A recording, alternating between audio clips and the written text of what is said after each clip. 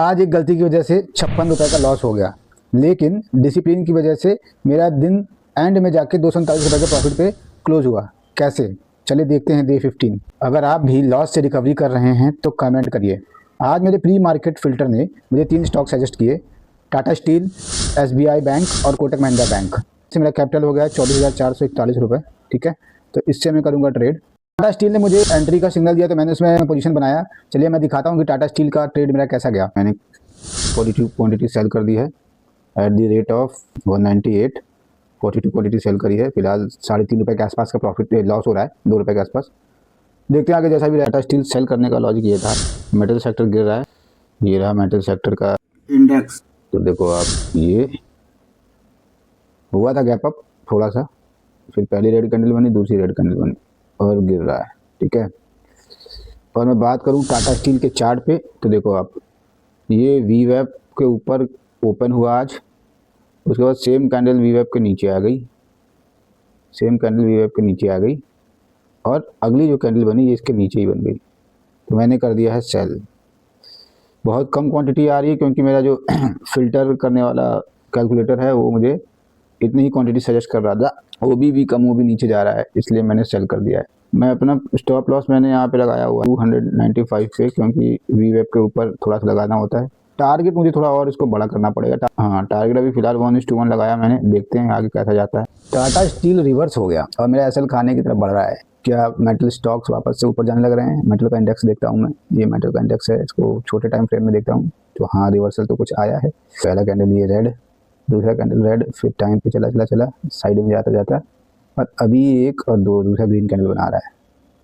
तो हाँ, मतलब मेटल का इंडेक्स जो है वो ऊपर की तरफ जाने की कोशिश कर रहा है, जिसकी वजह से टाटा स्टील भी ऊपर जाने की कोशिश कर रहा है। देखो ये मेरा एसएल लगा हुआ है 200 रुपये के आसपास और ये यहाँ तक गया और अभी यहीं पे है। एक टाइम पे मुझे ये बहुत ही कम दे रहा था, 49 तो दे रहा था सही, पर मैंने बुक नहीं किया था क्योंकि 1:2 या 1:1 तो कम से कम मिलता।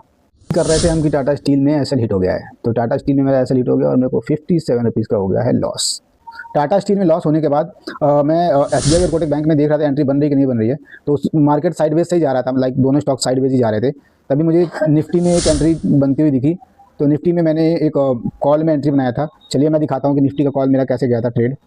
ये एक एंट्री बन रही है, ऑप्शन चेन ओपन करते हैं, कॉल में देखते हैं, 25,800 का कॉल देखता हूँ मैं। हाँ, तो इसमें हम बना सकते हैं एंट्री। कितना बज रहा है? हाँ, ले लें क्या? मैं कॉल ले रहा हूँ निफ्टी की और मैंने ले लिया निफ्टी की कॉल। मेरा एसएल रहेगा यहाँ पे, इसलिए गलत है, इसको मैं सही करता हूँ। एक्चुअली में एसएल यहाँ नहीं रहेगा, एसएल रहेगा इधर कहीं।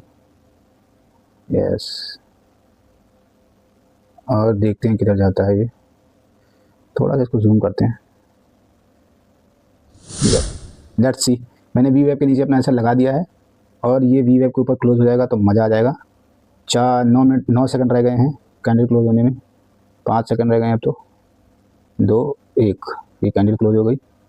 तो मुझे अभी इस निफ्टी के कॉल में ऑलमोस्ट 600 रुपीज़ का प्रॉफिट हो रहा है, 656 का प्रॉफिट हो रहा है। एसएल ट्रेल करके मैं कहाँ लेके आऊँ, that is the biggest question. I think I should bring it here around 200। जब देखते हैं 200 के पास में लेके आया हूँ, एटलीस्ट लॉस तो नहीं होगा ना। निफ्टी क्या कर रहा है? Nifty is trying to go up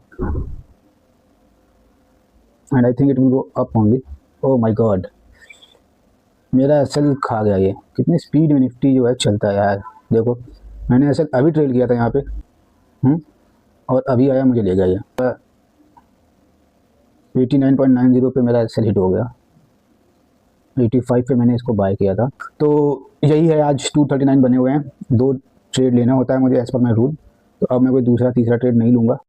over trading को अवॉइड करने के लिए और अपने कैपिटल को प्रोटेक्ट करने के लिए जो मेरा रूल है, एक दिन में सिर्फ 2 ट्रेड का, इस वजह से मैंने आज सिर्फ 2 ट्रेड लिए और मेरा डे एंड हो गया। तो डिसिप्लिन को फॉलो करना ही मेरा एम है और इसको फॉलो करते हुए मैं अपने कैपिटल को प्रोटेक्ट करूँगा और ग्रेजुअली वो ग्रो होगा। सो इसलिए मैंने आज 2 से ज़्यादा ट्रेड नहीं लिया। मौके तो और थे, मौक़ों को इग्नोर किया, क्योंकि डिसिप्लिन ही आपको लॉन्ग टर्म में प्रॉफिटेबल बनाएगा और आपके कैपिटल को प्रोटेक्ट करेगा। आज का लेसन सिंपल है, मार्केट प्रॉफिट दिखाकर भी रिवर्स हो सकता है, लेकिन एसएल ट्रेल करके प्रॉफिट प्रोटेक्ट करना ही कंसिस्टेंसी देता है। कल फिर मिलते हैं डे 16 के साथ। बाय।